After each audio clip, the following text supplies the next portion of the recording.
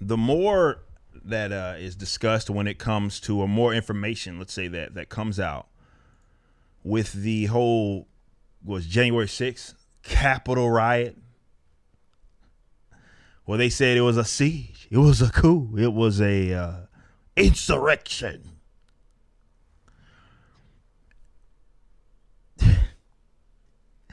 More information comes out about this, the more that we find out that, okay, a lot of the initial stories were simply and blatantly false.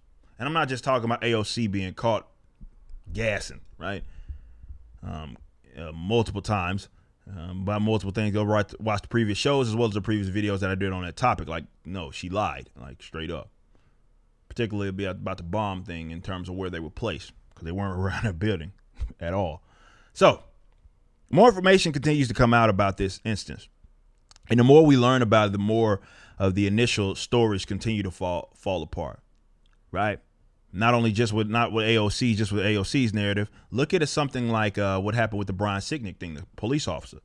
What was the news that came out? The reporters are all over it. He was beat to death by someone or groups of people with a fire extinguisher. And then medical examiners find out that never happened. And really, when it first happened, the family was like, nah, that wasn't what happened. It didn't stop the media from running with it. And then they rolled out the new firmware update, and everybody on the internet continued to say that that person was beat to death. Didn't happen. He died probably from maybe like an underlying condition or something like that.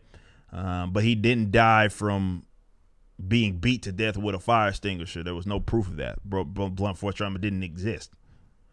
Now,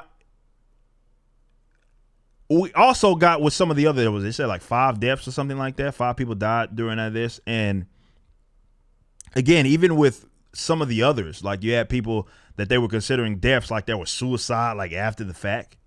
You know what I'm saying? So they considered those deaths. More and more information comes out. And it seems like really the only one that we can say for sure that died from something that was, Capitol police officer shooting that chick was Ashley Babbitt, if I'm not mistaken, was her name. But we're not done here. More information continues to come out. And as reported, FBI official says they recovered no guns during the Capitol riot arrest. So let's get this straight here. You mean to tell me that a bunch of people, which I'm willing to bet money, I'm willing to bet a lot of money on that when it comes to the people that were there, I'm willing to bet a good percentage of them actually are gun owners. They have guns. They own them at their house or something of that nature. So if they wanted to be armed, they could, despite it being illegal for you to carry, of course, in D.C. in that area. So if there was to be a coup or a siege, you mean to tell me that these people that, of course, are probably gun owners went there unarmed? You couldn't find one? It's almost like it wasn't a coup, siege, or insurrection. It was just people kind of going, they shook some shit up. Say what you will, and they kicked their feet up on Nancy Pelosi's desk. And that was about it. Property got damaged, yeah. And again, whether you condemn it or condone it, I don't even care. That's irrelevant. I'm just telling you what happened. It was not what you said that it was. Let's move on what he actually said. So he's asked, how many firearms were confiscated in the Capitol or on the Capitol ground? Says Wisconsin Senator Ron Johnson. And this is what the FBI official said. To my knowledge, we have not recovered any on that day from any other arrest at the scene at this point. So they've recovered no guns. All right, so they don't know who planted the pipe bombs, which I think were done the day before, if I'm not mistaken. Fact check me on that. But these pipe bombs, first of all, weren't even over there. They were over by the DNC and the RNC, so that's like 3 blocks away, if I'm not mistaken. They still don't know who did that. So when folks are like Trump supporters planted pipe bombs, they have no idea. First of all, that got Fed Boy written all over it. Definitely when you can sit up there and track down all of these people, but for some reason you can't find the person that planted pipe bombs. Okay. But even then, they're still admitting that they have no idea who did it. So This and what happened in this instance continues to fall apart. It just simply wasn't the event that y'all made it out to be, but it didn't stop people from using it. And this is why some people say, was it like a setup? Because they hopped on it so quick to present it as something that it simply was not.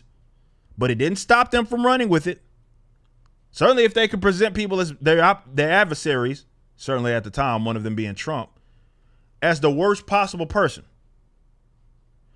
They jumped on that despite having the evidence, and they ran with these narratives. And that includes blue check marks who have no problem.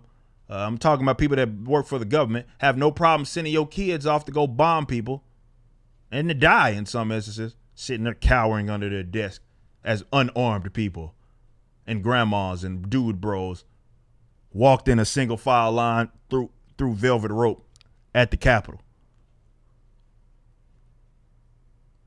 I have no desire to sit here and defend anybody that participated in that. More so, I have no desire to defend the cathedral having their desk kicked up on. I have no desire to do that. You'll never catch me doing that. So this is why when people were demanding that I condemn it, I was like, do you not understand who I am? Why on earth would I condemn that? It was the same thing I said about when Black Lives Matter, and they took it to the precincts, which a lot of people didn't like that I said this. I didn't go, I don't care. My position's on my position. A lot of people said and got mad at me when I rather said, I'm not going to condemn people if they went and took it. Let's say this. Let me actually rephrase that. The people that went through these protests and actually took it to the precincts, you never heard me condemn them, did you? There's a reason why. Because at minimum, I can say that you're going to the source of the problem. What I will always condemn is you burning up your neighbor's business. That is unacceptable because they had nothing to do with that. But cops get shot. You go to the precincts to voice your issues. Never once have you seen me ever do a video condemning them for doing that. Never have you heard that. It's the same thing. It got nothing to do with me. But that's how they present it. Oh, they're attacking our democracy. Wait a minute. I don't fuck with y'all like that. Ain't no our democracy. It's not even a thing. But that's how they have to do. They have to look at it like, oh no, you kicked your feet up on Nancy Pelosi's death, so you attacked the whole country. No, they just took it at y'all. It ain't got nothing to do with me. But I guess the main point, kind of going on a tangent here, I know, but the main point is that more and more information comes out about this whole instance, this story, that is just a shot to the original narrative that it is that they got. Now I'll leave you with this one question. Do you think that the media, mainstream, leftist, doesn't matter, you think they're going to be as so itching to cover and report the correction as they were the initial reports? You tell me.